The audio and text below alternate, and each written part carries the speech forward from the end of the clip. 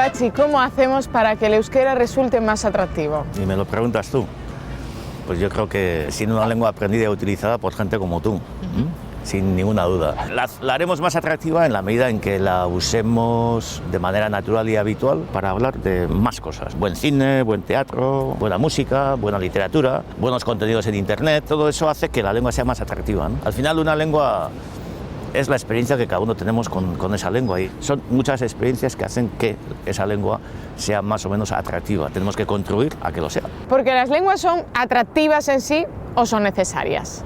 Yo diría que las lenguas son necesarias y el buen uso las hace atractivas. Ajá. Decía Gabriel Aresti, euskaldunberri como tú, ¿También? que para él el euskera era como el pan, algo necesario. Y yo creo que lo necesario y lo atractivo no son contrapuestos, sino que se complementan. Cuanto más atractiva sea una lengua para una persona, más necesaria será. Y cuanto más necesaria sea, seguro que le resulta más atractiva. En el caso del euskera, bueno, la convivencia sería con el castellano, con el francés. ¿Esa convivencia es posible? ¿Es positiva? Tenemos que tener en cuenta que cuando hablamos de convivencia entre lenguas, en realidad estamos hablando de convivencia entre hablantes. Entonces, esa convivencia, ¿de qué depende? Pues depende de la actitud de la ciudadanía, depende de la actitud de tantos y tantos agentes sociales, económicos, políticos, de todos ellos, pues que entendamos ese valor positivo de la diversidad y por tanto asumamos que la igualdad de oportunidades de uso de las lenguas es un valor positivo, que asumamos la aplicación del principio de equidad en materia de relación de lenguas, lo cual quiere decir apoyar al más débil para que lleguemos a una situación de igualdad. En la medida en que existan esas actitudes, esa convivencia entre lenguas es positiva, es necesaria y desde luego yo creo que es imprescindible. Hay algunas personas, Pachi, que perciben el euskera como algo impuesto, como una obligación. ¿Esto ocurre? Sí, pero esto no es un problema de la lengua, esto es un problema de las personas, ¿no?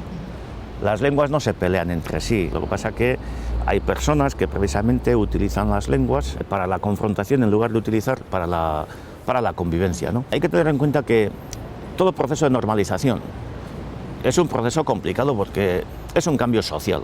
Pasar de una situación de desigualdad lingüística a una situación de igualdad de lenguas en el plano social, eso sin ciertas incomodidades y sin esfuerzos no se puede hacer. En esto también existen maximalistas para los cuales todo lo que se hace es poco y es desesperadamente lento, o el minimalista que piensa que todo lo que se hace es un exceso, es un despilfarro y es un abuso. Pues no, la convivencia es derechos y obligaciones.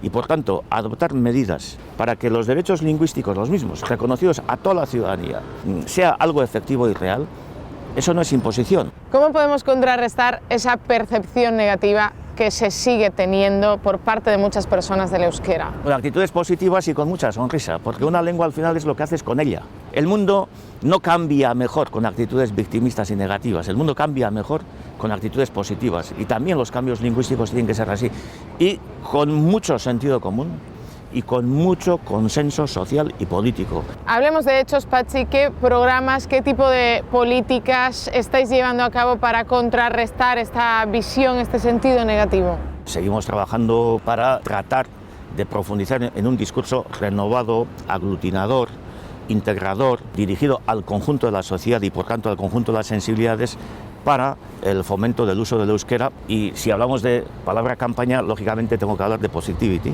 que al final es una manera positiva de mirar al euskera, una manera de invitar amablemente a que quienes saben euskera, quienes sabemos euskera, lo utilicemos de manera habitual y natural y que aquellas personas que hoy todavía desconocen el euskera pues se vayan acercando progresivamente hacia ahí. ¿El euskera es referente para otras lenguas, Pachi? Sí, lo es, sí, sin duda, sin duda.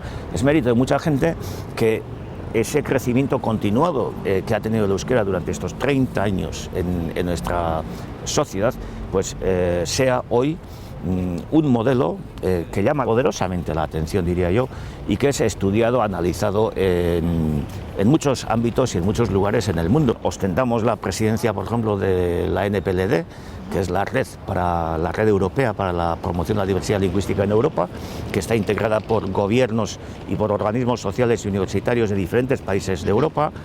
tenemos convenios de colaboración con gobiernos latinoamericanos. Sí, el proceso de revitalización del euskera durante estos 30 años es un proceso hoy reconocido como modélico y de los más avanzados en la revitalización de una lengua no hegemónica en diferentes sitios del mundo.